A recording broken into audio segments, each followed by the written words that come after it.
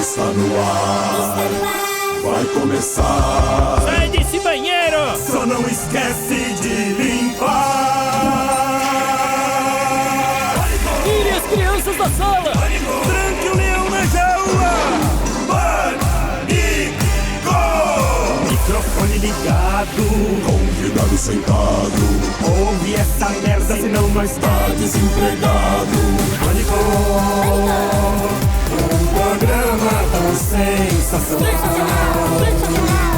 Sucesso até no canavial. Nós ouve mesmo. Muito bem, queridos. Estamos de volta aqui na programação da Jovem Pan nessa terça-feira. Hoje é dia 30 de agosto. Hoje é um dia lindo. O nosso Robert hoje, mais uma falha, Paulinha. Mais uma falha. O que você fez ontem, Paulinha? Tanta gente querendo assistir o programa. O que você fez ontem? Nada. Não faz nada ontem. Ô, Emílio, sabe o que é mais triste? Tem um menino há uma semana aí embaixo Na esperando porta. pra entrar. Chorando com uma placa. Ah, é verdade, Carinha tem um de monstro lá choro. embaixo. Querendo. Tá Tá cagando cagando pra pros seus audiência. ouvintes, assim. Depois você vai lá no grupo dos ouvintes, faz amizade. Muito bem. Nem o De Niro. Então, Eita, pô, sério. então vamos trabalhar aqui porque está no ar o Pânico aqui na Pan. Palavras de otimismo com o bebê gigante. O gordão do sorriso. Esse é o famoso 16 toneladas. Boa tarde, rapaziada. Vamos lá. Boa tarde. Quem gosta da própria companhia nunca está sozinho. É isso aí, bichão. Milhaça. Quem você O convidou? bigolpista, Paola, elitista. Fala, Emilhão, beleza? Estamos aí, Carioqueta. Hoje teremos a presença de Diogo Costa, ele é diretor do Instituto Inovação e Governança, tá certo? Mestre em Ciência Política pela Columbia University, tá certo? E doutorado em Economia Política no King's College de Londres. Ó. Tá certo? Teremos também a presença de Cláudio Tonelli. Vamos falar do impeachment, né? Porque tá chegando na reta final. Então, provavelmente amanhã é a votação, né, Emílio? Não será hoje, tá? Só pra avisar. Exatamente, amanhã. Tchau, querido. O Lewandowski, eu decidi que será amanhã. Não seguiremos os trabalhos pela madrugada. Não existe. Lewandowski também tá só o pó, Pera, hein? Nossa por Parece favor, o Padre Quevedo. ele fala assim, né, Emílio? Por favor, sem manifestações, isso aqui é um julgamento. Muito bem. Então é o seguinte, então hoje nós vamos falar aqui de assuntos ligados a esse momento do Brasil, que é a política. Hoje É eu a acho minha Dilma que está caindo neste exato momento. Hoje eu acho- 30%. Foi minha golpe? navalha hoje. Foi golpe, Paulinha? Foi ou não foi? Foi, Manteiga? Sei lá se foi. Vocês Não, não vai sabem ter golpe. nada. Em cima do muro, A né? manteiga já não quer mais falar nada. Vocês não Não, sabem tá nada. Vai deixar rolar, Sabem né? nada. Para gatiqueiro.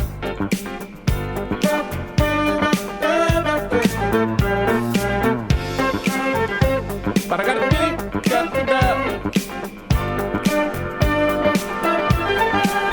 aleluia, oh aleluia.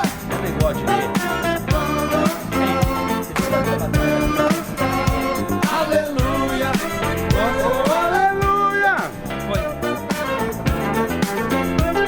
Cadê o nosso convidado? Tá subindo. Vem, Mairita. Cadê o nosso convidado?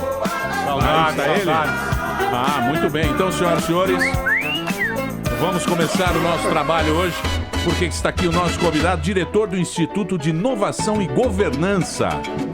Instituto de Inovação e Governança. Eu diabo vou é querer saber o que é isso. A chinesa. Mestre em Ciência Política pela Columbia University, doutorado de Economia Política, tem um currículo muito grande aqui. Senhoras e senhores, nosso convidado hoje aqui no Pânico é o Diogo Costa. E também a presença do jornalista, escritor, músico, membro do Consórcio Internacional Astronauta. de Jornalistas Investigativos, ele, Cláudio Tonholi. Claudinho, Tonholi, E a- professor. E amado pelas feministas da Universidade de São Paulo. Queridíssimo no circuito universitário. Não é isso, Cláudio Tonholi? Olha que ironia, hein, Emílio? Por que ironia? Não, acabaram de falar aqui que o ministro José Eduardo Martins Cardoso citou como exemplo do que fizeram pra Dilma o livro do Tuma, o Assassinato de Reputações, que ela e o livro é contra a Dilma e contra o Lula. Olha onde chegamos, acabou de chegar na internet. Muito bem. Diogo, o que é o Instituto de Inovação e Governança? É uma iniciativa do PSL, Partido Social Liberal, e o propósito é discutir soluções liberais para os problemas sociais do Brasil. Então a gente está juntando um time de especialistas e a gente quer fazer um cardápio de políticas públicas no Brasil. Porque aqui no Brasil a gente discute muito personalidade, né? E a gente discute pouco solução, poucas políticas públicas para os nossos problemas. Então a gente quer mudar um pouco desse debate aqui. Você acha o Brasil uma paróquia governável? Não, o Brasil não é uma paróquia, né? O Brasil é grande demais, né? O Brasil, ele é governável. Eu acho que o problema do Brasil é que a gente fala demais em governante e pouco, como eu tô falando, em governança, né? A gente tá falando sempre sobre quem que vai ser o salvador do Brasil, em vez de discutir quais propostas que podem, de fato, salvar o Brasil, né? Mas eu acho que isso, assim, todos os países têm um pouco desse problema, né? Eu acho que o nosso caso é um pouquinho pior que o resto, até porque também os correspondentes internacionais que fazem mais do Brasil também são um pouco diferentes dos correspondentes de outros lugares, né? Vocês aqui são jornalistas, né? Mas existe uma coisa de viés de seleção nos jornalistas que vêm pro Brasil, vocês já repararam nisso? O Le Monde foi maravilhoso esse final de semana. Mas o cara que vai pra China é o cara interessado em comércio exterior, o cara que vai pro Oriente Médio é o cara interessado em guerra, o cara que vai pra África tá interessado em desenvolvimento social e econômico. O cara que vem pro Brasil tá interessado em vida noturna do Rio, tá interessado em praia. Então a gente tem... a gente faz meio que Você tá falando que os correspondentes são vagabundos. E a mídia internacional... Não tô falando que são vagabundos, estou falando... Gosta de carnaval. Só quer carnaval. BBC, só bagunça. Não, mas olha só, acho que a gente só virou meio que a Fifeleste do jornalismo internacional. Mas, Diogo, olha só, eu vou contestar em apenas uma situação em que eu vi um francês falando sobre futebol brasileiro, ele cobre futebol pra França no Brasil e tal. Ele fez uma colocação que eu achei bem interessante. Ele falou o seguinte: olha, eu trabalho no Brasil há 8 anos cobrindo futebol e descobri uma coisa: o brasileiro não gosta de futebol, ele gosta de ganhar. Mas isso é igual... Eu achei interessantíssimo sobre quando a gente fala de corrupção, isso lembra eu acho que o Milor Fernandes que falava que o brasileiro também, ele não é contra o roubo, ele é contra ser roubado. Né? E basicamente eu acho que isso funciona também para qualquer político. Não é nenhum político exatamente contra a corrupção. Ele gosta de ganhar também, ele gosta de ganhar. Ô Diogo, então você é ligado a um partido, que é Você é ligado a um partido político. Eu não sou afiliado ao PSL, mas eu trabalho com ele. Né? O Instituto é parte do PSL. Quem é desse partido? Quem é desse partido? As figuras desse partido. É um partido que está novo agora, então, exatamente. Ele ainda não tem as figuras, ele tem o nome, né? Tem uns liberais e uns libertários que fazem parte do partido e a gente está querendo mudar primeiro as ideias do partido para depois a gente começar a ter mais lideranças. Mas eu acho que uma pessoa que já teve aqui é o Fábio Osterman, que hoje é candidato a prefeito em Porto Alegre. Ele teve aqui. O que é ser um liberal?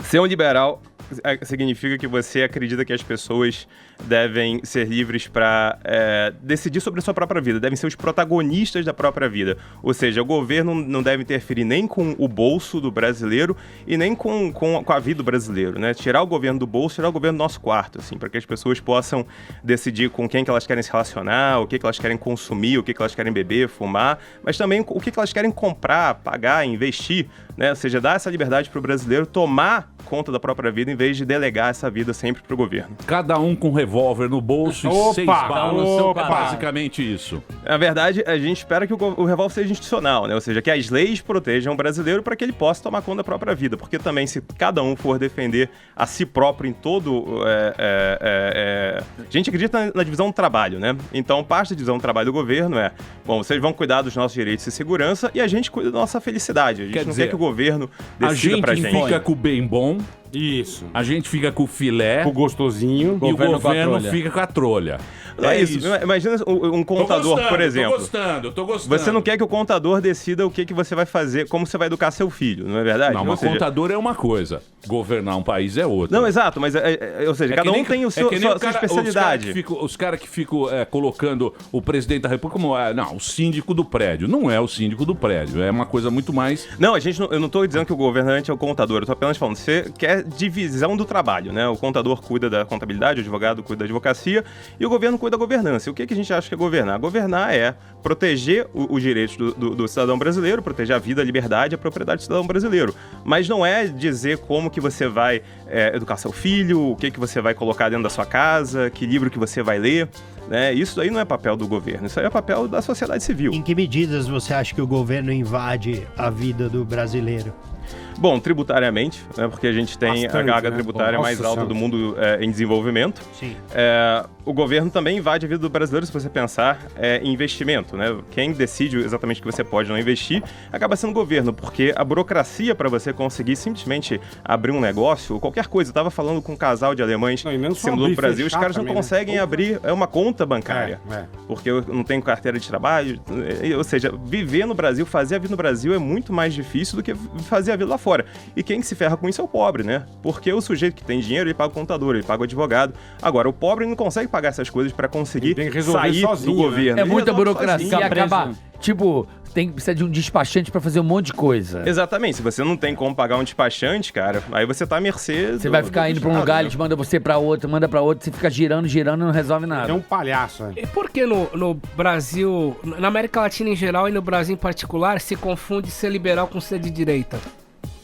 Eu acho que isso acontece porque a esquerda, por muito tempo, ela deu a pauta, né? Tanto fora do mundo, com a União Soviética sendo o grande elefante na comunidade internacional, e no Brasil, porque a gente tinha a ditadura, então ficou a esquerda se tornou a grande voz dentro da academia, dentro da imprensa, e acabou se tornando grande voz dentro da política, né? Então jogaram conservadores e liberais, todo mundo pro mesmo canto, quando na verdade não são. Se a gente olha pro Brasil do século XIX, por exemplo, tinha 2 partidos no Brasil, o conservador e o Partido Liberal. Eram os 2 inimigos, né? Só que acontece que a esquerda, ela se desenvolveu de tal forma durante o século XX que acabou que os liberais e os conservadores se definiam quase que por oposição à esquerda. E eles acabaram ficando dentro do mesmo balde, mas eles não são iguais. Entendi. Mas isso acaba sendo um belo discurso, porque, na minha opinião, a esquerda hoje ela tem esse tamanho e essa dimensão no Brasil e alcançou o poder justamente pelo seu poder de articulação. Exato. Pelo interesse. Porque quem não é de esquerda no Brasil, vamos pensar aí há 15, 20 anos atrás, estava pouco se lixando para a política. E eu acho que essa falta de interesse faz o oportunista, na minha opinião. Exatamente. Liberais acabaram indo para a carreira nos negócios, a carreira administrativa, etc. E as pessoas esqueceram a política, né? E a esquerda, na verdade, o mal dela talvez que ela confie demais nessa articulação. Vocês lembram, depois da Dilma ser eleita, vazou uma carta da Secretaria de Comunicação dizendo que o grande problema, o desafio da Dilma era um desafio de comunicação. Quando não era um desafio de economia, era um desafio de governo, né? Só que o problema é que a esquerda, por um lado, por ela ser boa articuladora, ela chega ao poder, por outro lado, ela confia demais na articulação, e tem coisas que não se resolvem com a articulação. Mas ela bancou muito isso, né? Ela comprou, o governo do PT, ele comprou tudo que era direito do povo, que eram os sindicatos, os ditos populares, os movimentos populares. Ela acabou bancando isso, e de certa forma você viu uma manifestação, nunca vi uns blimps tão bonitos da CUT, né? Eram uns blimps velhos, umas bandeiras velhas, do nada passaram a ser mega estrutura, parecia rave, A coisa surpreendente para todo mundo foi exatamente ter, de repente, uma manifestação gigante no Brasil e você não sabia exatamente quem era o líder, né? Quem era a liderança. Não porque sabia era uma mesmo. coisa que não tinha um partido específico, não tinha CUT, não tinha MST, não tinha uma organização. Era exatamente como a gente fala no liberalismo, uma ordem emergente, né? De repente, criou-se essa ordem. Então, mas vamos pensar comigo que nem vocês estão atacando nossos colegas do Le Monde. Do Le Monde. É o país. Atacaram. Nós europeus. Eu sou muito o país. Eu acho que Tudo nós. que o país fala é verdade. Nós europeus devemos também Melhor colocar A os Espanha pingos tá nossos.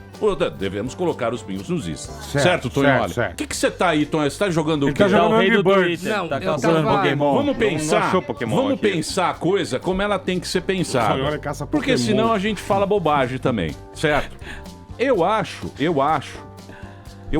Eu tenho certeza que nós somos um puta país esculhambado. Porque se você olhar esse cenário, se você olhar o cenário de fora, porque o cara não sabe os detalhes. Ele não sabe do Cunha, ele sabe mais ou menos, de orelhada. entrelinhas. É que nem você falar do parlamento espanhol. A gente Tem não uma sabe treta nada, na Espanha, você não sabe direito. Você fala mais ou menos o que é. Porra, é uma coisa complicada lá. Se o Complexo. cara fala do golpe, o Lula é um cara internacional. O PT é um partido que, tá há 13 anos... Se articulou. Não sei se ele se articulou ou Não, não. se articulou bem, não tô sei. falando de um tom pejorativo. Não tô querendo julgar Eles ninguém. têm os méritos pra chegar onde Tô falando, chegaram. eu não quero julgar ninguém aqui, eu só quero colocar essa posição. Então eu acho que o cara se eles estão falando isso, deve ser esse o sentimento. Não é porque o cara vai no Rio de Janeiro ou tá no Rio de Janeiro. Eu acho que é um sentimento. É muito difícil você explicar essa situação para um gringo. É muito difícil você explicar o japonês que prendeu todo mundo ser preso por corrupção. Eu quero te responder. Como é que você vai explicar isso, Cláudio Tognoli? Eu quero te responder. Como você explica isso para nós, europeus? A nação. Eu acho o seguinte... Explique-nos. Vou explicar com uma informação inédita. Eu acho que a cabeça desses gringos é helicoidal. E eu quero dar uma hélice que roda para um lugar mais louco que o outro. E eu vou dar um exemplo. O Glenn Greenwald, o insensado jornalista ganhador do Pulitzer com a história das escutas, etc, etc. Essa reportagem dele, que ganhou tantos prêmios, ele é o cara que mais defende a Dilma hoje, que chama todas as mídias de mídias golpistas. Ele primeiro chegou com a informação desse caso tão insensado dele, ele ofereceu na Folha de São Paulo, quis vender por uma grana preta. A Folha não quis comprar, ele foi lá e ele vendeu no Jornal o Globo, né? Ganhou o dele, não foi pouco. Agora, de repente, a Folha e o Globo são jornais golpistas. Como é que eu vou entender a cabeça desse cara? Enquanto pagavam o trabalho dele, não eram golpistas. Agora são golpistas? É aquela coisa que os advogados falam, cui bono, quem lucra com isso? Mexeu no bolso. Aliás, a Dilma tá caindo porque ela mexeu no nosso bolso. A Dilma tá caindo porque ela mexeu no bolso. E mexeu bravamente, né? Exatamente isso. Ela não mexeu, ela destruiu, ela arrancou o fundilho do bolso. Então, mas eu acho que para explicar pro estrangeiro e pro europeu, você tem que começar mudando, falando para ele, olha, o PT não é um partido de esquerda. Porque se você for pensar bem, o partido de esquerda nos Estados Unidos, pensa nos democratas, pensa no Labour, são os partidos da elite urbana. Os republicanos, que é o partido do povão, o partido que fala de demagogia, etc. O PT está muito mais perto, em discurso, desse discurso popular, anti-elite, o discurso anti-estrangeiro, etc. Então, na verdade, a primeira coisa é você explicar para as pessoas que a esquerda e direita europeia, a esquerda e direita americana não se aplica no Brasil. Aqui a coisa é um pouquinho diferente. Porque a esquerda, ela é muito ampla. Se você pega a esquerda nos Estados Unidos, ela é uma, na Europa é outra, ela tem muita vertente, né? Exato. Pega a social-democracia, você pega na Suécia, na Escandinávia, ela é totalmente diferente. Então é um negócio muito amplo. Mas o PT conseguiu monopolizar a esquerda e depois ele se tornou o PT em si próprio, né? E não exatamente a esquerda. Então bandeiras de esquerda sobraram aí para outros partidos começarem a pegar, inclusive o PSL. Então, mas aqui ficou aquele discurso rico e pobre. Coxinha e mortadela. Aqui ficou uma coisa assim muito polarizada. Virou isso, né? Ou você acha que deve ser assim? Deve ser, eu vou votar no cara que vai trabalhar pro pobre. Não, vou votar no cara que vai trabalhar pro rico. Não, isso é... Qual que é o barato do negócio? A pega. Não, eu acho o seguinte, tá bipolarizado, tem que se heteropolarizar, né? Então, a questão é, quando o PT entra na crise da ética, a palavra ética não lhes cabe mais, os caras dominam a linguagem como ninguém. Tiveram que criar um novo golpe na linguagem. Qual foi o golpe? O golpe. Bipolarizar de outra forma. Falar minorias. Como? Colocar minorias. Tanto que o Fernando Halliday falou aqui, eu sou negro, homossexual e pobre e não admito que o PT tome conta do meu protagonismo. E represente. Então o que aconteceu? Assim que a Dilma começou a cair, o PT não tinha mais ética para defender por causa do escândalo do Petrolão, entre outras coisas. O que acontece? Precisa se achar retalhos para se compor uma nova bandeira. Sim. Quais são retalhos? Minoria. Discursos perdidos. Então, naquele 13 de junho, quando o Lula veio aqui no MASP, eu passei lá a pé e filmei, tinha um monte de foto de mulheres e várias calcinhas pintadas, umas 500 calcinhas pintadas de vermelho, emulando uma cena de estupro. O que é essa construção da linguagem? Saiu a presidenta do poder, entrou um grupo de estuprador. Isso coincidiu com aquele caso bárbaro no Rio de Janeiro que 30 caras estupraram a mina. Isso não se mistura com a coisa. É uma apropriação da linguagem porque eles não têm mais bandeira para... Precisa-se de um discurso novo. Como dizem eles mesmos, um novo protagonismo. O protagonismo novo é opor vocês que estão chegando aí, que são machistas, estupradores e não sei o quê. A Dilma falou isso no discurso ontem. Falou ontem. O governo tá entrando sem mulher. Por isso que a Carmen Lúcia, quando anuncia que vai tomar conta do STF, Carioca, fala assim, eu sou presidente. Ela deu um tiro na cabeça da questão do golpe no gênero. Mas eu acho isso tudo bobeira. Eu acho tudo bobeira. Eu não, acho que é a nós nova estamos... bandeira. Não, é a nova bandeira bipolar. Emílio, o problema acho- dessa bobeira é que ela pode parecer invisível, mas quando ela chega acho tudo- armada, não, acho que tudo ela bobeira. é grande. O que eu quero saber é O o Hitler seguinte... fez o mesmo com os Não, judeus. calma. Peraí, O que eu quero saber é o seguinte, do nosso diretor aqui, do Instituto de Inovação e Governança, é o seguinte.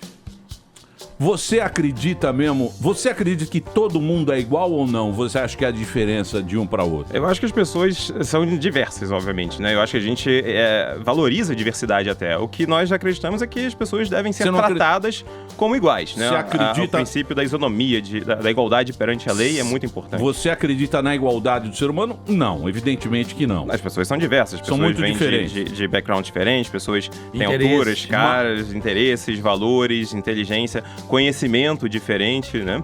Mas você acredita na democracia? Eu acredito que a democracia é a menos pior forma de governo. Toda forma de governo é um pouco ruim. A democracia é menos pior. Agora, você acha que num país tão desigual, ou nas democracias onde o país é muito desigual, não sempre vai dar essa treta?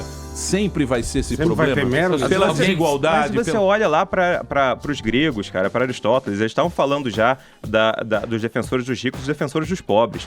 Eu acho que o problema do PT agora com a articulação é que o PT... Mas na Grécia escravo não votava. Era Exato, só os bacanas, era só os Não, bacanas. não era uma democracia como a gente conhece hoje, mas o problema do PT é que o PT parou de ser o partido que representa os interesses dos pobres. Eu acho que na visão até dos pobres, né? Ou seja, o que o PT fez pelos pobres nesses últimos 2 décadas aí? A Dilma estava violando a lei para alimentar, primeiro porque ela estava alimentando bancos públicos e depois que ela queria ser alimentada por eles. E o que o BNDES estava financiando? O BNDES se tornou gigante, financiando rico, mas financiando empresa. O PT não era muito mais um grupo do que você colocar, não é muito mais tipo um sindicato? Um clubinho. Um sindicato. Do que uma galera que falou, puta, chegamos aqui, não vamos partido. largar o osso, vambora. Não, é um grupo, mas tem instituições internas, tem sobe e desce, né? Às vezes você tem um grupinho, mas o grupinho do Lula não tá mais no governo. O grupinho do Lula foi todo sendo picotado, preso. principalmente Preso. depois Agora, do mensalão, né? eu acho assim, o Diogo, porque, por exemplo, se você pegar, eu estava na faculdade em 94, eu tinha professores que me recrutavam para fazer manifestação. Então, eles já tinham um diretório partidário dentro das faculdades em 94, desde os anos 80.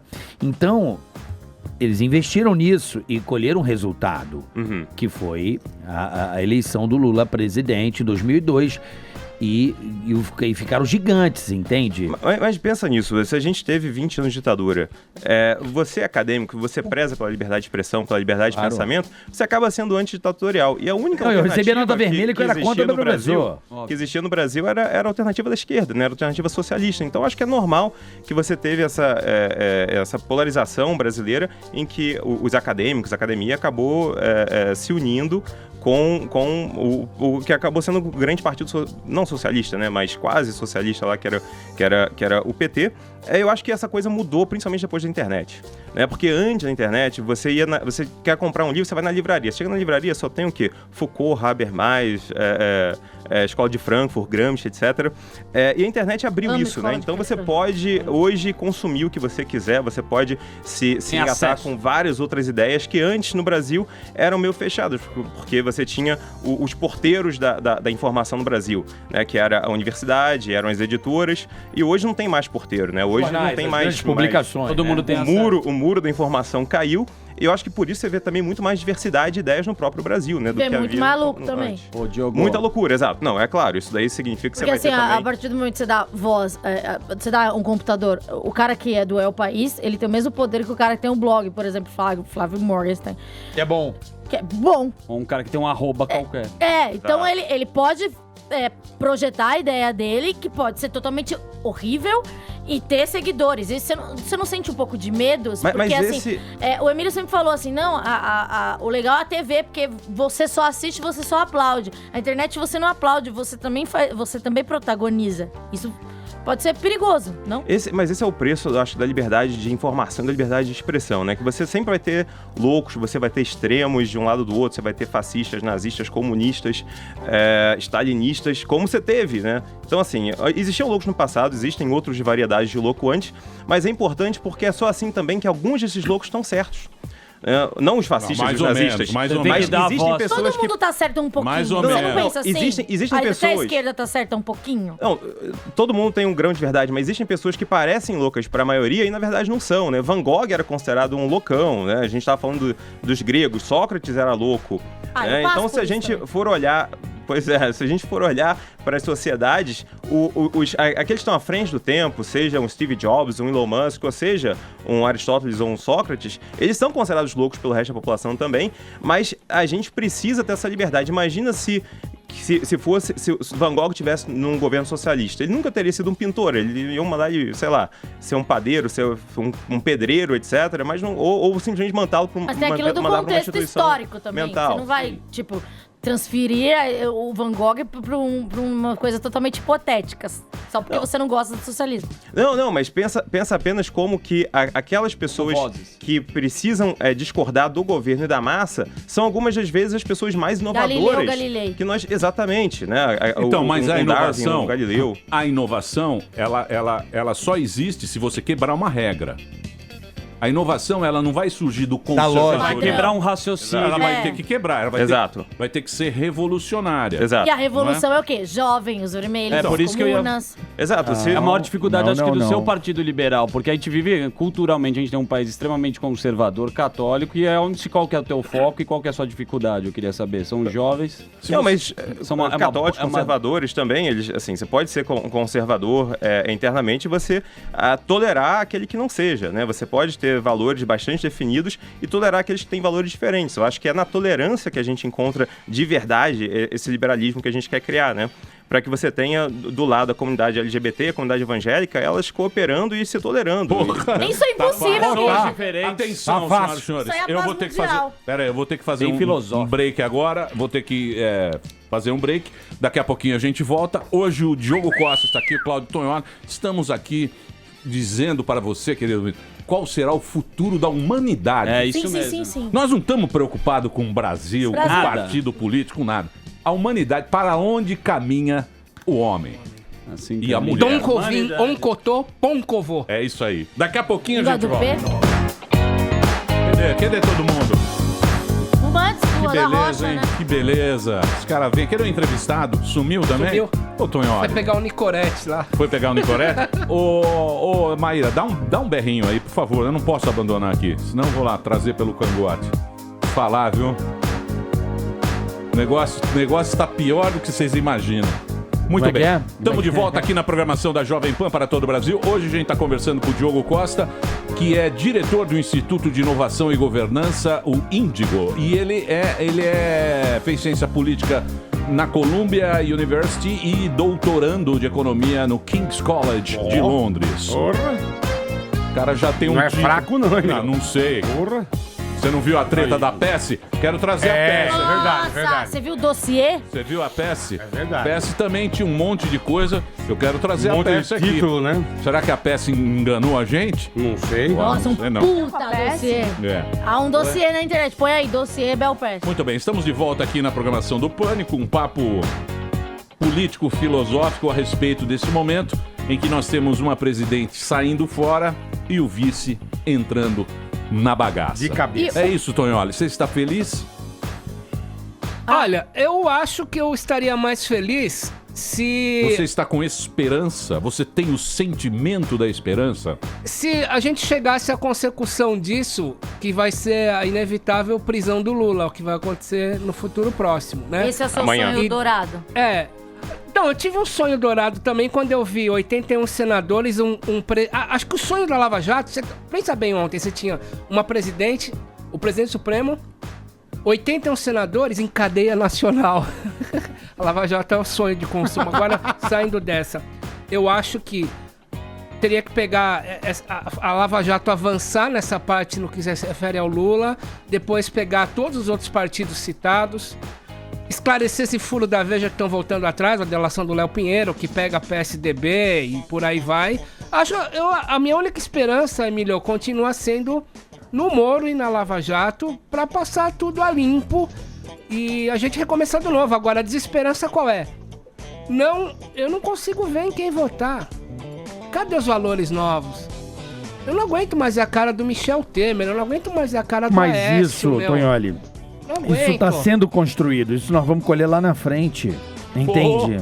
Se vamos colher. Claro, tudo é uma construção. Por enquanto eu tô na colhendo política, atrás, viu?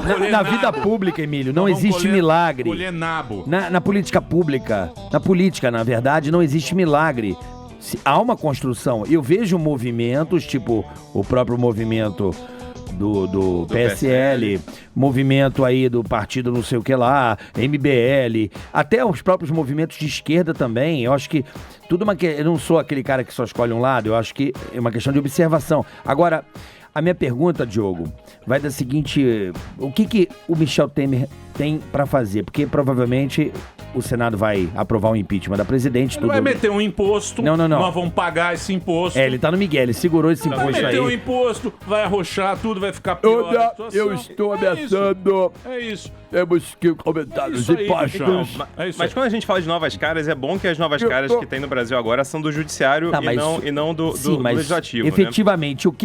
o que o Temer, a primeira medida que você acredita como um estudioso do assunto de políticas públicas, qual seria o caminho desses 2 anos de mandato? Segundo Michel Temer, como político mente, então a gente fica sob suspeita se ele vai ter a reeleição ou não. A primeira coisa, pegando esse assunto, é permitir que a Lava Jato continue o seu curso, né? Assim, a primeira coisa é não interferir nesse processo de renovação. Não, Lava Jato vai andar, mas isso é importante. Eu tô querendo saber mesmo, efetivamente, vai andar tecnicamente. Nada. Agora vem o Mela Jato. Como é que o Brasil vai sair? Vai melar, carioca. Peraí, nesse primeiro momento. Não tem como. A verdade não vai sobreviver. Não, pra que o Brasil... nada. Não, quero saber, Emílio, efetivamente, eu não tô falando de Lava Jato nem de justiça por enquanto.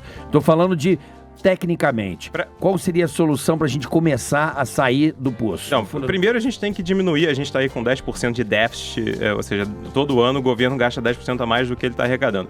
E pra diminuir isso, eu acho que o primeiro local de ação tem que ser o BNDES e os bancos públicos. Você imagina que o Brasil hoje, os bancos públicos já tem um valor de mercado superior aos bancos privados. Ou seja, o setor bancário do Brasil hoje é mais estatal do que é privado. Então pensa nisso. Isso tem que diminuir. O BNDES tem que diminuir.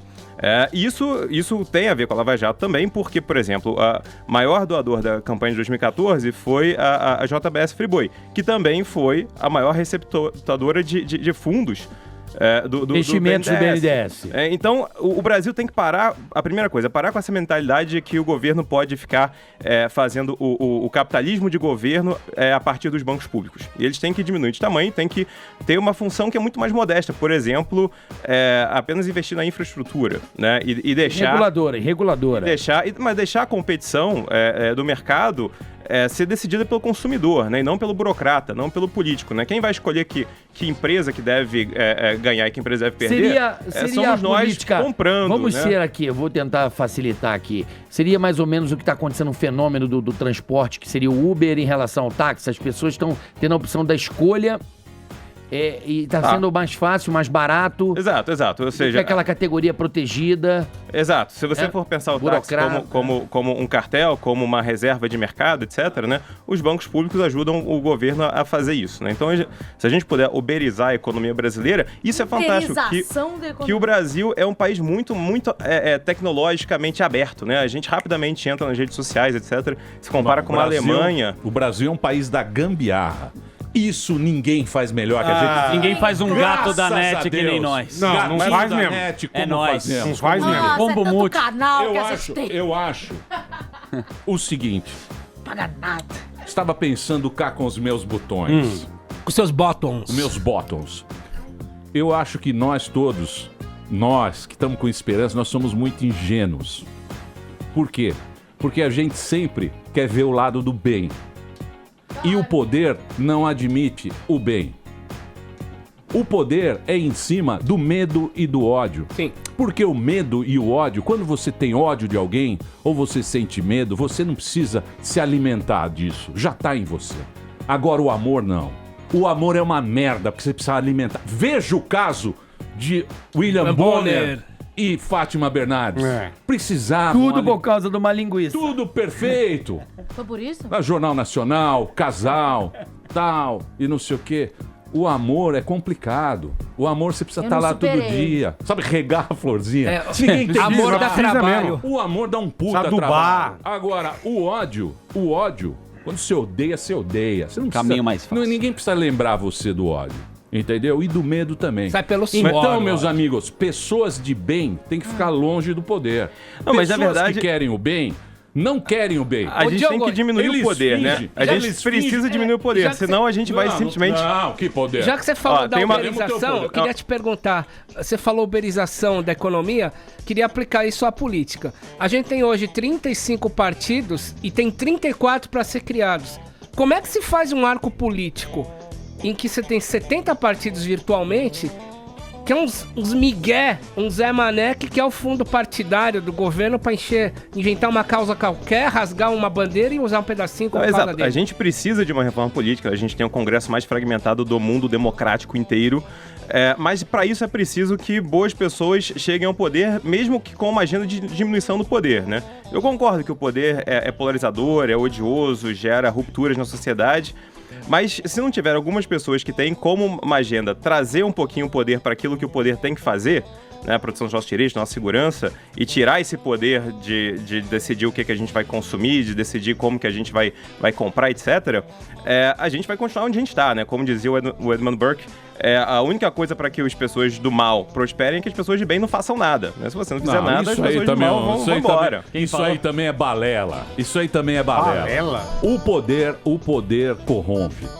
O poder corrompe. O poder. E o poder você mantém através do medo e do ódio.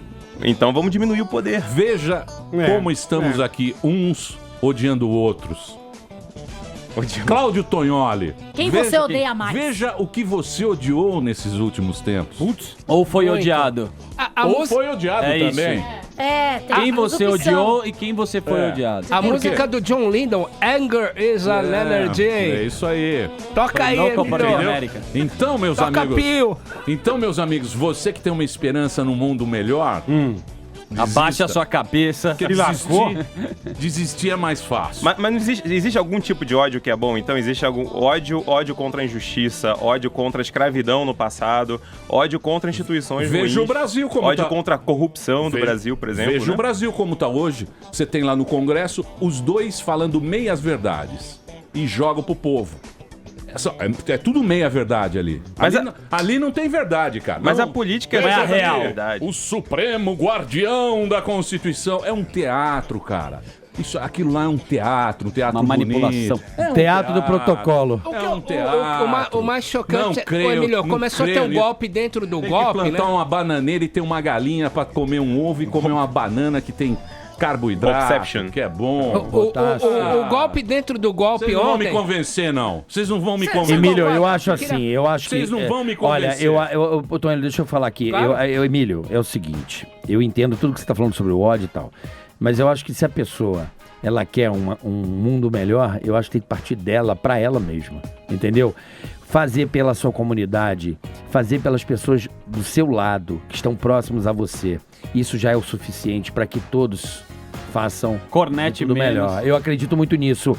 A sua rua, a escola mais próxima, a escola do seu filho, a sua comunidade, se você fizer melhor para quem está do seu lado, próximo a você, você já está fazendo um grande trabalho. Mas esse é o problema das políticas democráticas modernas, que elas querem terceirizar o fazer o bem, né? Eu não preciso mais ser uma pessoa boa, eu posso simplesmente votar no partido bom. E aí eu posso continuar, né, sendo maldoso com a minha família, eu posso continuar não ajudando nenhuma pessoa carente, etc. Mas porque eu tenho essa ideologia aqui, ou que eu uso um bottom, etc., isso já me torna uma pessoa boa automaticamente, né? Eu acho que isso é um dos problemas, mas isso é em todo lugar, esse teatro daí é em todo lugar, não é só no Brasil não, na Europa, nos Estados Unidos. A gente vê isso, essa é a política democrática moderna que a gente tem. Exatamente, é o que nós estamos tentando encontrar um rumo para a humanidade. Afinal de contas, pessoas tão humildes como nós, né? Afinal de contas, somos os melhores humildes do mundo. Eu sou mega, ultra, hiper humilde. Quem tem mais humilde que a gente aqui, não quer cagar regra, não é? A gente fala com essa humildade franciscana, praticamente um monge aqui, né, Tonholi? Trapista. Né? Que entra e fala, seu golpista de merda, você, seu vagabundo. Tudo gente simples, gente boa, não é? Tá bonito o negócio. Agora, Diego, essas soluções... Diego, não, Diogo. Maconha. Tá sabendo legal, tá? A Paulinha escreveu errado. Não escreveu não, tá Diogo. Não, na minha, você não leu a minha? Ah, Diogo. É golpe. Não importa. Errou. Deixa eu falar com você, Diego, hein? Diogo, Fala desculpa, comigo. amigo. É o seguinte, parece tudo muito bonito, vocês discutirem soluções. Agora, você pode passar isso pra frente ou é só pro seu partido? Eu queria saber algumas soluções aí que vocês já debateram pra gente sair desse rombo aí. Não, a gente ainda tá fazendo uma construção. O que a gente quer, imagina o seguinte, a gente quer ter um documento final que seja um guia de políticas públicas para o Brasil, né? Que a gente ouça vários especialistas, isso vai ser público, né? Ou seja, se como um cardápio, né? Se algum político quiser pegar, pode pegar, mas é claro que a gente vai treinar os nossos políticos para que eles consigam implementar esse tipo de solução, para que eles consigam comunicar esse tipo de solução para a população, que é algo também bastante difícil, né? Por exemplo, criticar o BNDES é sempre fácil, né? Mas aí quando você chega na hora do vamos ver, e aí você tá mexendo com vários interesses de várias empresas, né? Isso torna muito mais difícil de ser feito, né? BNDES, você só fala com a Marina Mantega. Ela tem aqui, a conta ela e a tem senha. do BNDES. Cartão de crédito do BNDES. Se quiser. Sabe esses cartão alimentação? Nossa, ela achar tem o máximo do aquele BNDES. Um cartão bonito. Ganha milhagem do BNDES. Ela compra no mercado com o cartão. Ia ser o máximo, eu tenho. Ela tem um cartão do BNDES. É outro nível, Ela almoça naquele especial lá do sábado. Claro, só usa esse cartão. Mas voltando ao ponto de políticas, eu acho que uma das coisas que a gente precisa ver é como, por exemplo, melhorar a investigação da nossa polícia. O Brasil tem 3% da população mundial, 11% dos homicídios mundiais. Isso, assim, é algo completamente absurdo. E quando a gente vai ver dos quase 60 mil homicídios por ano, a polícia consegue resolver coisa de 5%. Ou seja, é uma polícia que não tem, por exemplo, a gente assiste CSI, né? O cara pega lá, colhe uma assinatura, uma digital. Se a polícia aqui colher digital, não vai fazer nada, porque a gente não tem um banco de digitais pra gente saber, né? A gente não tem um banco de DNA, a gente tem uma polícia que é muito mal equipada, muito mal preparada. E se você não consegue resolver homicídio, então, imagina. Mas aí que tá. Isso que eu queria colocar aqui. Por quê? Porque a gente sempre vai buscar essa referência norte-americana. Por quê? Porque a gente paga muito pau pros norte-americanos. Claro. Eu gostaria de criar um outro ranking, meu querido Tonholi. E você, como mestre, professor da Universidade de São Paulo, você que tem alunos excepcionais, poderia colocar. Eu classificaria o Brasil em países que têm esquistossomose. Ou seja... Escorbotão. Não, esquistossomose tá bom. Então nós faríamos um ranking de países que têm esquistossomose. Porque a gente para de FBI. Entendi essa ali. Esses caras têm muito dinheiro, pô. Estados Unidos tudo é bonito. Que a gente é bom, né? Estados Unidos tudo é bonito. Você olha o ferro da rua, é bonito. Sabe, é ferro bem forjado. É bem galvanizado, né? Isso, é tudo uma bonito. Uma calçada larga. Isso, a calçada é boa. Tudo é tem bom. Poste. Pavimentado. O asfalto é cinza. Então vamos colocar o Brasil nos países que têm esquistossomose. Aí nós vamos ser rei. Somos os primeiros. Vamos ser os primeiros. Quadro eles? Quadro de medalhas. Puta, a gente ia dar de braçada. Quem que é o rei da dengue aqui? Dos países que têm esquistossomose. De braçada a gente ia ganhar.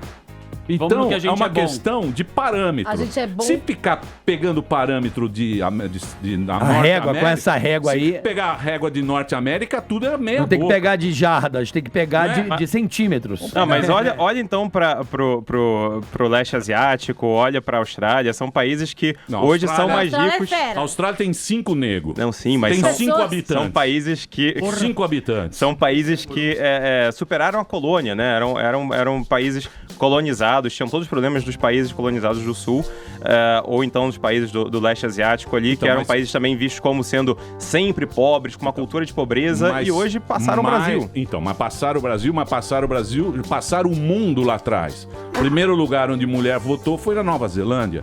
Primeira candidata foi na Austrália. Primeira mulher candidata foi na Austrália. Mas isso em 1700. Então, mas é aquele negócio que eu te falei.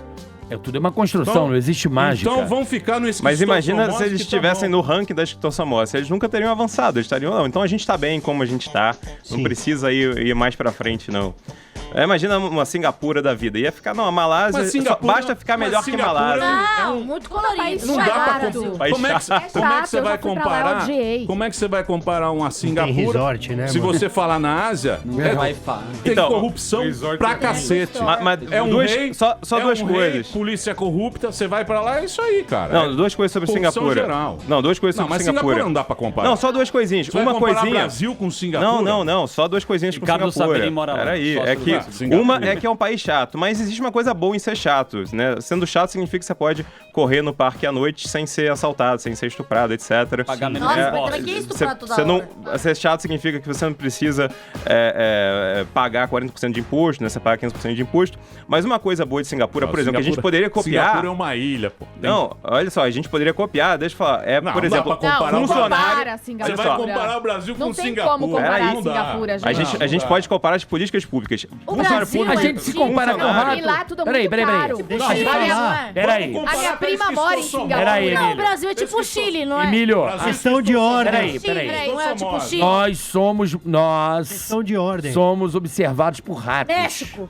Olha só uma política pública de Singapura é muito Singapura. caro morar em Singapura. Olha quanto ganha os funcionários do Congresso, né? Em Singapura, todo o salário de funcionário público e salário de políticos e assessores, etc., é determinado pelo salário do mercado. Eles ganham uma fração da média de médicos, advogados, engenheiros, etc. Isso daí é uma coisa que qualquer país pode implementar, independente do tamanho. E em vez de deixar com que o próprio político vote no seu próprio salário. Singapura, por exemplo, não quer que ande de carro, só transporte público. Sabe quanto custa uma habilitação em Singapura? $100 mil. Você tem um carro, você paga a habilitação. E o carro é muito caro. Entendeu? Então é isso aí, bichão. Exato, mas a gente não vai virar uma Singapura. Mas sabe quem copiou a Singapura? A China. A China olhou pra Singapura, olhou pra Hong Kong, que eram micros. A China é o maior país do mundo, estava olhando para dois dos menores e falou: esses caras estão fazendo coisas que não certo, cara. A China é ruim. Mas todo país que for olhar... O Brasil é bom. Todo país que for olhar vai ter um problema. Os Estados Unidos dá pra comparar o Brasil. A frase do João Gilberto, Emílio? Os Estados Unidos é bom, mas é uma bosta. O Brasil é uma bosta, mas é bom, né? O Brasil é bom. O Brasil é bom. João Gilberto. O Brasil é bom. Como é que é? Estados Unidos? É bom, mas é uma bosta. O Brasil é uma bosta, mas é bom. João Gilberto. Muito bem, queridos. Que discussão, hein, meu querido? Tá bom o papo. Eu tô gostando. O Diogo Costa tá aqui com a gente. Ele quer transformar o Brasil em Singapura. Não tem um diploma em Colômbia. Mas Singapura é muito chique. Já tô inventando. Não, Emílio, eu acredito o seguinte. Nós temos A gente ia uberizar o Brasil, agora vai singapurizar o Brasil. A singapurização do Brasil. A uberização é interessante. Vamos tocar uma canção? We are the champions. Vamos tocar uma canção? Anger is an energy. We are the champions. Daqui a pouquinho a gente volta aqui na Jovem Pan. No Pânico. Já tem mais. Muito bem, queridos. Temos uma presença ilustre nesse programa aqui do diretor do Instituto de Inovação e Governança, que é o Índigo, e também mestre em Ciência Política, doutorado em Economia Política. Que ele tem de título aqui, professor do curso de Relações Internacionais de Belo Horizonte. Isso no passado, do IBMEC. E premiado como do Instituto Adam Smith. Ele é muitos prêmios. Você morou fora do Brasil? Eu tava morando fora do Brasil até mês passado, eu tava em Londres. Onde eu faço meu doutorado lá no King's College. Sério? Que chique. Muito bem. E ele também uma cidade um pouco chata também, né? Tem o seu lado chato também, né? Londres. Os bares fecham às 11, por exemplo, né? O que você achou desse Brexit aí agora que eles saíram da comunidade europeia? Ainda não saíram, né? A gente não sabe o que vai acontecer, mas certamente foi uma mudança incrível, né? No dia seguinte, Londres, que foi uma cidade que votou a favor de ficar, no dia seguinte estava todo mundo de luto pela cidade. Os colegas que eram de outros países da Europa se sentiam um pouco rejeitados pelo resto do país, etc., né? Mas foi mais ou menos também a direita e a esquerda na Inglaterra e no Reino Unido, né? As pessoas mais pobres, as pessoas do interior votando a favor de sair, querendo dar uma banana para a Europa, uma banana também para Londres, que basicamente foi uma cidade que se beneficiou muito da globalização. enquanto que a cidade mesmo estava votando para ficar, e não deu. Então, mas você acha que, por exemplo, que agora tem muita xenofobia lá, porque o cara não aceita, vamos dar um exemplo. Roubaram emprego. Não é nem Islã. Não é nem Islã. Lá, por exemplo, vamos imaginar um cara, porque na União Europeia, o que aconteceu? Eles fizeram aquele bloco lá, eram países, cada um tinha a sua moeda, o seu dinheiro, a sua política, e fizeram um bloco para tentar... O capitalismo, são 500 milhões de pessoas na comunidade, tentar fazer um mercado forte. Aí o que acontece? O cara que mora num país menos privilegiado, ele pode trabalhar ou viver em qualquer lugar da comunidade. Exato. Então ele pega, sei lá, um francês, vai ganhar menos, ele vai morar em Londres, se tiver um emprego maior. E isso está gerando essa grande confusão na Europa, né? Eles estão... E teoricamente a Europa é um lugar muito mais igual do que é o Brasil, não é? Tem muito mais igualdade lá. Pois é, tem alguns projetos da União Europeia. Um deles era conseguir fazer essa economia única, esse blocão econômico, se beneficiar de economia de escala, né? Você pode ter empresas que têm muita escala porque você tem, como você falou, 500 milhões de consumidores.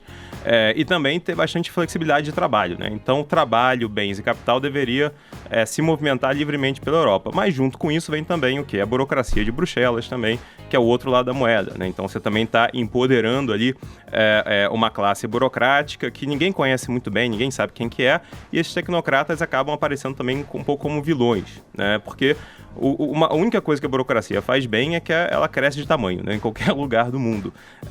Mais do que crescer, fazer a economia crescer, o país crescer, ela faz a própria burocracia crescer. Então, eu acho que a União Europeia vinha com esses dois lados da moeda, né? E parece que agora existe, como você falou, essa rejeição para os dois lados, né? Ou seja, uma rejeição à burocracia, e existe também uma rejeição ao movimento de pessoas e as pessoas que acham que estão tendo a sua comunidade um pouco não preservada ao ter um estrangeiro entrando para dentro, né? É complicado. Ô Diogo, com tantos diplomas, você que transitou por diversos lugares do mundo, qual país que funciona efetivamente o Partido Liberal? Porque é legal, eu achei que você passou muito bacana, mas onde é que funciona o Partido Liberal? Em qual país que é referência? Mas eu acho que o liberalismo é maior do que os partidos, né? E a gente consegue ver, por exemplo, no ranking, existe um ranking de liberdade humana que o Instituto Cato e o Fraser fazem, e eles colocam, na verdade, como número 1 liberdade humana a Nova Zelândia, se eu não me engano. Então, como sendo o país mais liberal do mundo, e depois a Austrália está bem ranqueada. Singapura cai muito, né? Em liberdade econômica, Singapura é o número 2 do mundo, mas em liberdade civil, cai despenca, né? Porque não é uma democracia de fato, é uma democracia de um partido único. Não, nem chiclete você pode mascar. Você chega lá, eles já pedem pra você jogar fora e eles te dão uma balinha. Então você se sente também dentro de um estado policial, sem dúvida, né? Muito policial. Queria te perguntar de guerrilha de informação. Guerrilha de informação? Marketing de guerrilha. A Dilma que alega o golpe, ontem soltou uma pílula no meio do depoimento dela falando o seguinte, que o Michel Temer ia subir a idade da aposentadoria para 75 anos, que ele iria privatizar o pré-sal e ele ia revogar a consolidação das leis do trabalho, vulgo CLT. Imediatamente o Michel Temer emitiu uma nota negando tudo.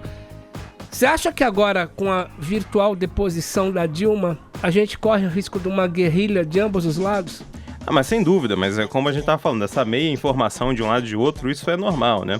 E é muitas pessoas querendo tomar controle da narrativa, né? Qual a narrativa que a gente vai deixar daqui a 5 anos, como que as pessoas vão ver esse atual momento, né? Então, aquilo que você fala hoje também corrobora para como que as pessoas vão interpretar esse momento daqui para frente, né? Mas isso daí eu acho que não tem um jeito exatamente de você escapar disso, né?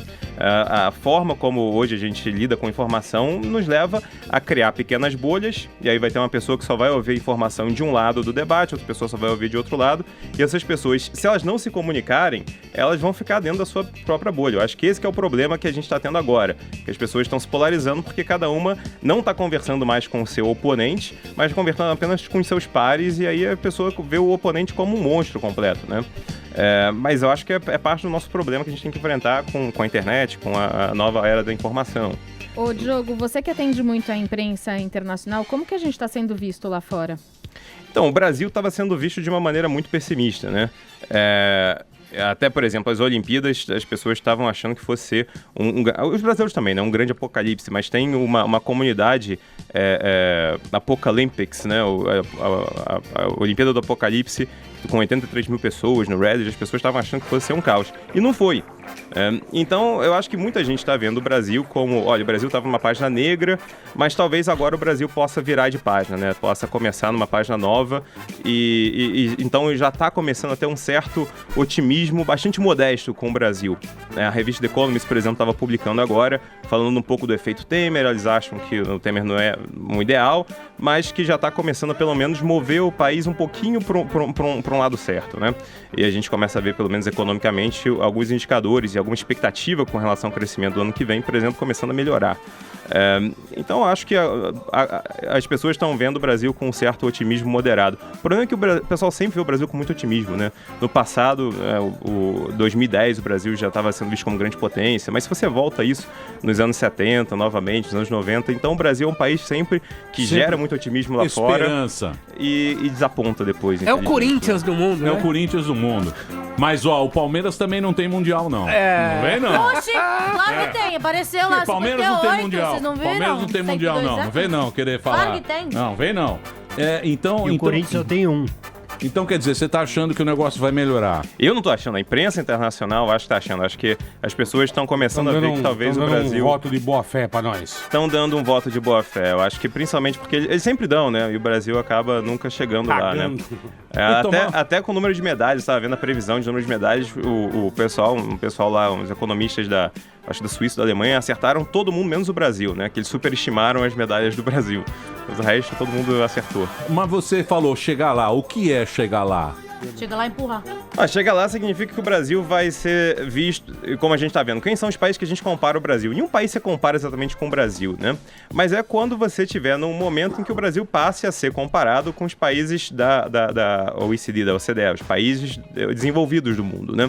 Ou seja, vamos dizer que chegar lá significa quando a renda do brasileiro estiver melhor que a renda do chileno, por exemplo. Aí eu acho que o Brasil tá chegando lá.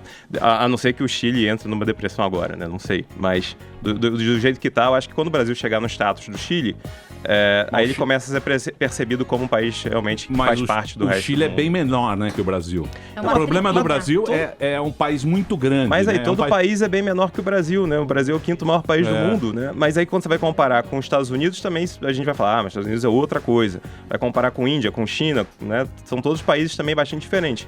A verdade é essa, né? É um país único, Índia mas... é uma boa comparação. Não entrava, não é. né? Nossa, é muita pessoa mas a na gente... Índia. Muita gente. Pessoa e muita moto. E muito trem. É muito... Mas tem coisas que funcionam em todo lugar e tem coisas que não funcionam. Tem muita pessoa, eu não Muito gosto. curry. Muito tempero, né? É que nós somos... Você acha que o brasileiro é mimado? A gente quer tudo, muito Wi-Fi, a gente quer muito iPhone, barato. Mas todo mundo quer. Mas o brasileiro é mimado, mas o brasileiro também trabalha pro mimo, né? Pelo menos você olha pro pobre brasileiro, é claro que eles vão lá, eles financiam, etc. Não, eu tô falando do afegão médio. Do afegão? Do afegão médio. É o brasileiro médio. É o afegão médio. É uma criação do Emílio. O afegão médio. Você sabe que eu tô falando, o afegão médio. O afegão médio. É uma cunaíma do Emílio, o afegão médio. Nós europeus, você em Londres, você lá em Londres, nós europeus, podemos analisar esse país com uma certa distância. Então a gente consegue ver o exotismo desse povo. Da brasilidade, a brasilidade. Esse povo caramelo. Mas quando você entra o carioca, somente o carioca que aqui está pode entender o Eduardo Paes. Sim. Nas declarações. Por quê? Porque o carioca é um carioca. Eu entendo muito ele. Posso perguntar pro carioca? Então, O carioca é um carioca. Então, o carioca entende outro carioca. Um paulista jamais vai entender um carioca. Fala que grosseiro. Olha só, aquilo que ele fez lá no apartamento, o que você achou? Cara, olha só. Explica pra nós, dentro da carioquês. Esse eu achei... Ele tava ali no momento de... Como é que se diz? Íntimo. Com a mulher. Pô, você pode dar uma transadinha aqui e tal. Ele quis dizer o além, na verdade. Mas o que eu digo da Austrália, eu consegui decifrar bem o que ele quis dizer em relação ao canguru na porta. Canguru perneta. Eu estive na Olimpíada, olhei toda a infraestrutura, pude andar, usar os transportes, andei de metrô, BRT e afins. A mulher da Austrália, em vez de ela falar com a zeladoria Porque eram 5 ou 6 apartamentos que estavam com problema de entupimento e tal, vazamento. Coisa comum pra quem faz obra, sabe que isso acontece, você se muda, vai acontecer uma coisa aqui, outra colar, não tem jeito. Olá. E aí a mulher, em vez de chegar pra o zelador e falar os problemas, ela chamou a imprensa mundial e desceu a lenha. Portanto que o problema foi resolvido 2 dias depois e ela voltou, entendeu? Então, diante de toda aquela infraestrutura de velódromo, com o transporte, era muito pepino para resolver 5 apartamentos. Então, ele quis dizer o seguinte, pô, eles estão tristes, então eu vou colocar um canguru lá na porta. Tipo, porra, não enche o saco. Pô, era tão simples de ter resolvido num momento tão dramático. O Brasil estava sendo tão apedrejado, o Rio sendo tão apedrejado pela imprensa mundial, que a notícia virou sifão, velho. Por causa de um sifão, o mundo inteiro falava de um sifão de lavatório. É muito mínimo pela grandiosidade. Ao Miguel e pela, Falabella. Não, e pela responsabilidade de se fazer um evento daquela magnitude. É isso que eu entendi. Foi uma forma dele se manifestar. Não tô aqui defendendo a pessoa. Não, mas eu entendo, não, mas eu entendo a revolta dele. É que o brasileiro então não é mimado. O brasileiro ele tem expectativa muito baixa, porque a gente se muda, a gente já tá esperando que as coisas vão dar defeito. Uma Olimpíada que vai ser feita agora em Tóquio, eu duvido que esse tipo de problema vai acontecer. E se acontecer? Mas dizem que Atenas foi uma tragédia. Mas todo mundo fala, né? A Olimpíada de Atenas foi uma tragédia. Foi ruim também. Foi ruim. A abertura foi linda. Pequim não. foi fraco Você tá também. entendendo? E aqui virou um sifão, ficou uma semana nos jornais do Brasil e do mundo, o banheiro entupido, não sei o quê. Porra. Eu entendo, mas aí imagina como que o brasileiro sofre com esse tipo de coisa no dia a dia, né? A gente tava falando de conhecer, tem que entrar lá, né? Tem que fazer parte. Se você vai na favela do Rio, favela carioca, é um terror, você vê o que os brasileiros estão fazendo. Tá todo mundo fazendo a sua gambiarra, porque a forma empreendedora da coisa dá certo. Uma gambiarra que eu vi numa favela carioca é a escola clandestina. Por quê? Porque a pessoa consegue criar uma creche que é muito melhor que a escola pública, muito melhor do que as alternativas, e os pais pagam a criança para ir lá, só que depois que ela passa de uma certa idade, ela quer continuar lá. Então começa a ter alfabetização, primeira série. Enquanto isso, a diretora da escola está tentando conseguir autorização do município para conseguir funcionar. Ele não consegue. Então tem um monte de escola gambiarra que de fato está fazendo um trabalho direito, né? Tá conseguindo educar as crianças, melhor até do que a escola pública, mas a burocracia é tão grande que ela sufoca o pobre, ou seja, sufoca esse empreendedorismo, o empreendedorismo da gambiarra brasileira, que não consegue ir para frente. Esse eu acho que é um grande problema do Brasil. Exato. A gente tem dificuldade em deixar de ser gambiarra. Às vezes a gambiarra é necessária para você poder tocar a sua vida. É isso que você tá querendo dizer. Exato. A gente vive na gambiarra porque o modo oficial de funcionar não dá, né? Não adianta. É que é praticar... É impraticável esse modo, né? Vou dar um exemplo aqui. Eu trabalho com espetáculo, eu vou acho que decifrar muito bem o que você tá querendo dizer. E até uma temática do meu show. Diz o seguinte... Pra você ser honesto, você tem que pagar inteira. E quem tá pagando inteira, tá pagando o falsificador que paga meia. Entendeu ou não? Não entendi. Vamos lá. Eu também não. Você querendo ser honesto hoje na cultura, tá pagando o ingresso de quem tá dando um calote. Tem muita gente que... Entendeu ou não? Que não estuda E eu tem falo a isso no carteirinha. espetáculo. Porque muita gente falsifica a carteirinha e aí o produtor local ele é obrigado a aumentar o ticket médio pra poder pagar a conta, porque o cara falsifica muita carteirinha. Não, vou defender... Aí o cara que é honesto e não falsifica a carteirinha tá pagando pelo preço do malandro. Deixa eu falar. Entendeu agora? Eu vou defender a criatividade do povo brasileiro, da brasilidade. Gambiarra a festa. Gambiarra fashion. Por exemplo, carro a álcool. Quem inventou? Faltou a gasolina? Os caras meteram cachaça no tanque, o carro sai andando. Tudo bem que precisava apertar uns botões de manhã, não pegava. Sim. Lembra? Tinha um afogador. Você tem que encher o reservatório de gasolina. Aí o cara Senão não ia. um reservatório de gasolina. De manhã demorava pra pegar. Caçaba, Mas andar com cachaça, pô. Você quer um carro que anda com cachaça? É só no Brasil, amigo. Só no Brasil, amigo.